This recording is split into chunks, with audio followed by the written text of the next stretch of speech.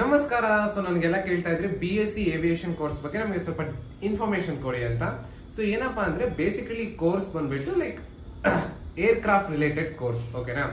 ಅಂದ್ರೆ ನೀವು basically airport ಅಲ್ಲಿ ವರ್ಕ್ ಮಾಡ್ತಾ ಇರ್ತೀರಾ.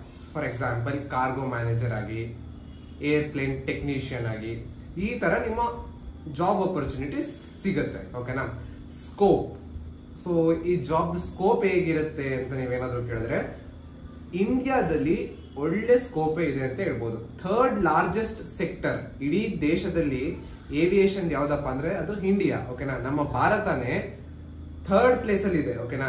ಇನ್ನು ಫರ್ದರ್ ಇಯರ್ಸ್ ಅಲ್ಲಿ ಇನ್ನೂ ಇಂಪ್ರೂವ್ಮೆಂಟ್ ಆಗುತ್ತೆ. ಓಕೆನಾ? ಈ ಫೀಲ್ಡ್ ಏನು ನಮ್ಮ ಏರ್ಕ್ರಾಫ್ಟ್ ರಿಲೇಟೆಡ್ ಫೀಲ್ಡ್. ಓಕೆನಾ?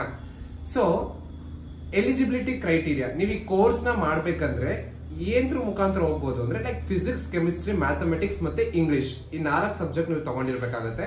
ಮತ್ತೆ ನಿಮ್ಮ ಪರ್ಸೆಂಟೇಜ್ 60% ಇರಬೇಕು PUC. ಓಕೆನಾ? PUC 60% ಇರಬೇಕು. ಫಿಸಿಕ್ಸ್, ಕೆಮಿಸ್ಟ್ರಿ, ಮ್ಯಾಥಮೆಟಿಕ್ಸ್ ಮತ್ತೆ English as a course subject ನೀವು ತಗೊಂಡಿರ್ಬೇಕಾಗುತ್ತೆ. ಓಕೆನಾ?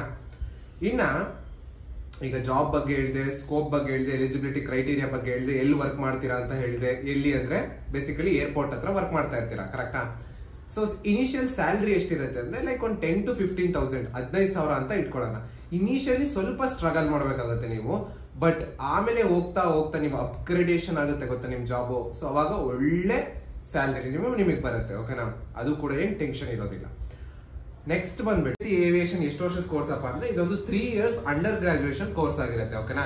ಸೊ ನ್ಯೂ ಎಜುಕೇಶನ್ ಪಾಲಿಸಿ ಬಂದ್ಮೇಲೆ ಕೆಲವೊಂದು ಕಾಲೇಜ್ ಅವರು 4 years ಮಾಡ್ತಾ ಇದಾರೆ, but 4th year is not compulsory. Basically it is 3 years. ಓಕೆನಾ? 3 ವರ್ಷದ ಕೋರ್ಸ್ ಆಗಿರುತ್ತೆ. ಆಮೇಲಿಂದ ನೀವು ಜಾಬ್ಗೆ ಹೋಗಿ ಸೇರ್ಕೋಬಹುದು. ಸೊ ನಿಮ್ಗೆ ಇನ್ನೂ ಏನಾದ್ರು ಡೌಟ್ ಇದ್ರೆ ನನ್ನ ಕಮೆಂಟ್ ಸೆಕ್ಷನ್ ಅಲ್ಲಿ ಹಾಕಿ.